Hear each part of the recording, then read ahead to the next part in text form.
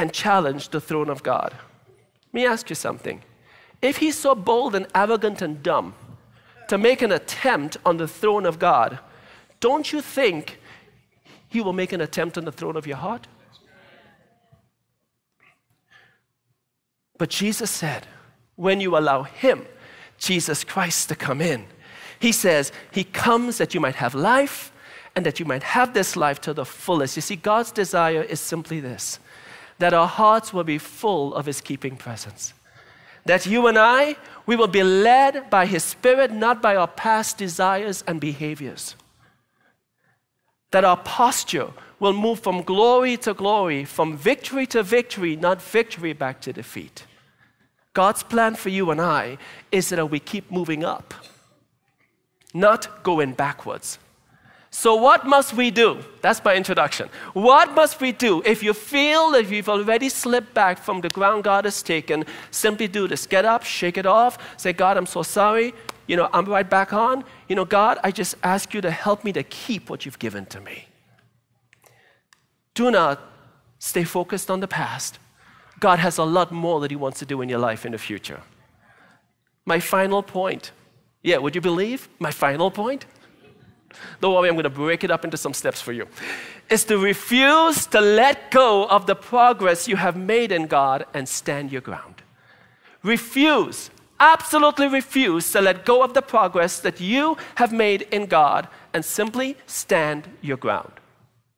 Now, I want to show you how we can do that practically. The book of Revelations, chapter 2, verse 25 says, but hold on to what you have until I come. Jesus encourages us, hold on. Hold on to what you have until I come. All of those blessings I've given to you, all of what I've done in you, hold on to them. No clearer description of how the enemy makes an attempt on our life is found but in the book of 1 Peter chapter 5, verses 8 and verse 9. And we're going to camp it there for a little bit. Peter says, and by the way, he's writing to believers. He says, be self-controlled and alert. Your enemy, the devil, prowls around like a roaring lion looking for someone to devour. Resist him.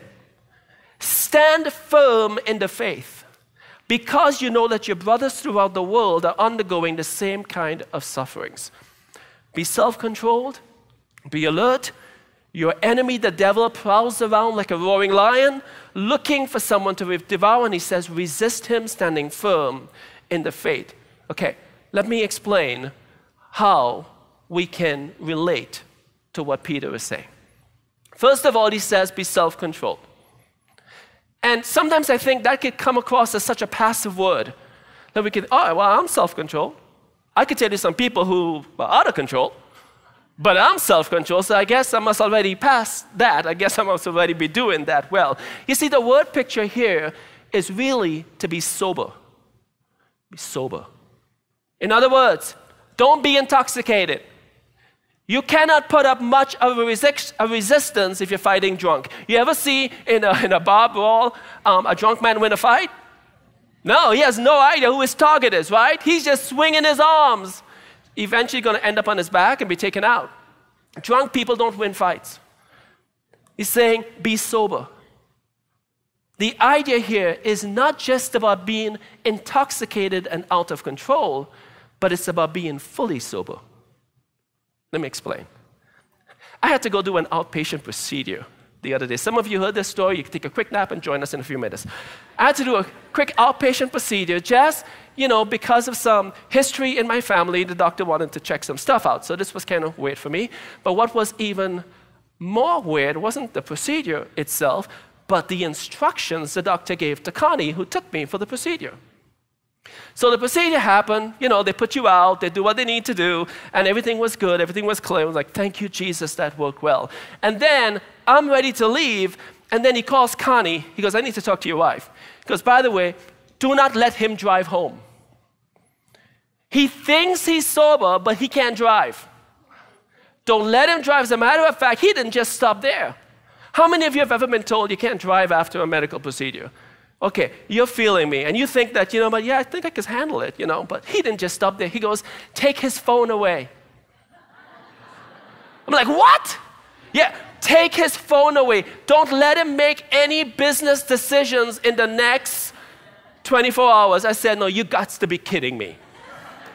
Don't let him send a text. Don't let him send an email, because he's going to get himself in trouble.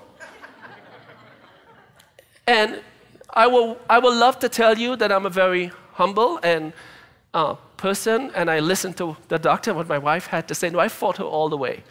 No, I know how to do this. I'm good. I'm clear. I'm sober. I'm not under the medication anymore. Long story short, I took my phone back and sent some dumb email that I shouldn't have sent, but that wasn't the worst. You see, it's one thing when you go get your tonsils checked and they give you a picture of your tonsils. It's another thing when you go get a colonoscopy and they give you a picture of your backside. And so I rolled up to go pick my boys up from where we left them. And I'm like, hey, look, it's all good. And Connie's like, you just showed people your backside. Did you just realize that? You think you're sober, but you're not. You think you're seeing clear, but you're not. You think you're thinking right, but you're not. And Peter is saying, you may not be intoxicated, but you ain't sober. And here's the thing.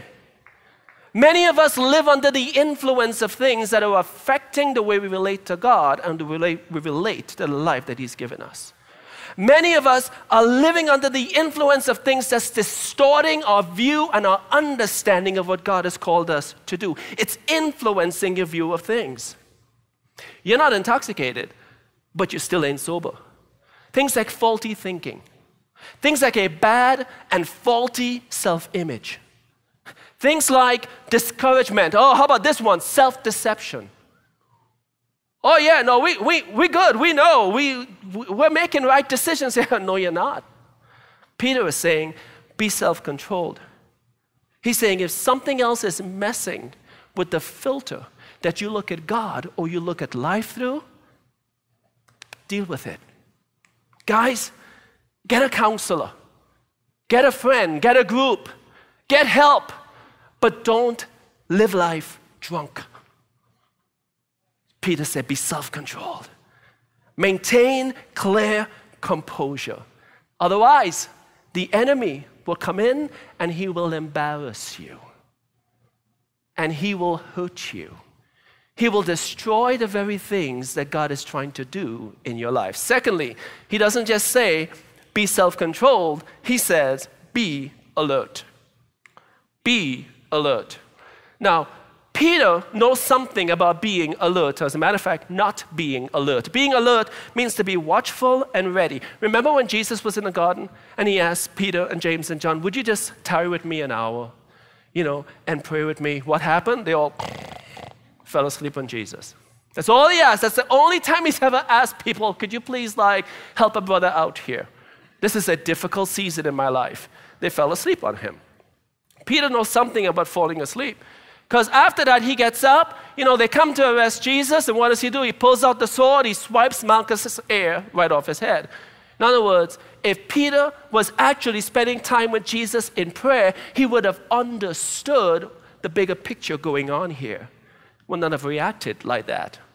But you know what? He fell asleep. When you're half asleep, you're going to do dumb things. When you're half asleep, you're going to do dumb things. First of all, when I was young, I used to sleepwalk. I'm talking about not just sleepwalk going to the kitchen and getting some cereal. I'm talking about sleepwalk leaving the house and walking a couple blocks down the street. You do some dumb stuff when you're half asleep. The other day, I was half asleep. And I woke up probably to one of the scariest things that ever happened to me in my life. I saw this huge tarantula at the foot of my bed. Huge. How does this thing get in the house? I jumped up. I took my wife out of a deep sleep. Says, honey, you need to leave the bed right now, because I couldn't tell her. I couldn't show her the tarantula, because what will happen, she might panic. She might get, maybe the thing will run and jump on us and hurt somebody. So I'm leading her. She's half asleep. She can't see a thing without her glasses. So I'm walking her out of the room. I put her in the kitchen. I go under the kitchen cabinet. I get the spray. The only thing I could find was roach spray. I'm like, I got this, babe. I go back to the bedroom, and I just got that thing all over, only to find out it was a sock. Oh yeah, I protected my wife from a rogue sock on the bed that night.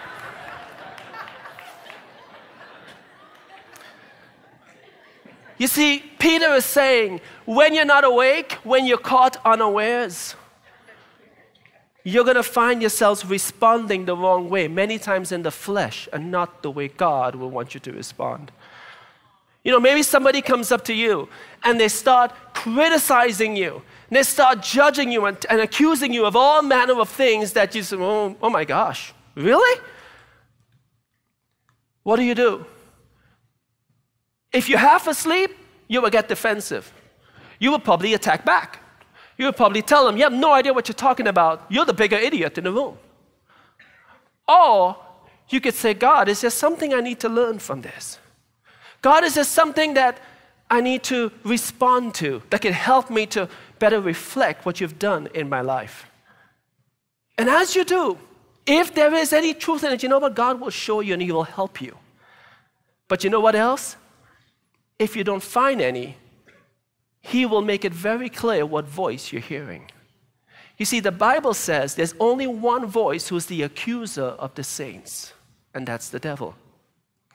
So he gives you a good filter to weigh, God, is this of you or is this of somebody else? You see, if you're half asleep and you respond in the flesh, in your sleep-filled state, you're likely to assume every voice is either from God or every voice is from the devil, and would not discern it correctly. Every sock is a spider. You would not discern it correctly, and God is saying, look, I want you to be alert. I want you to be clear. I want you as you live, because there is a real enemy. But Peter is saying, here's how you could protect yourself. Be self-controlled and be alert. And then finally, he says, stand firm in the faith. Stand firm in the faith. It's a word picture that means remain unmovable.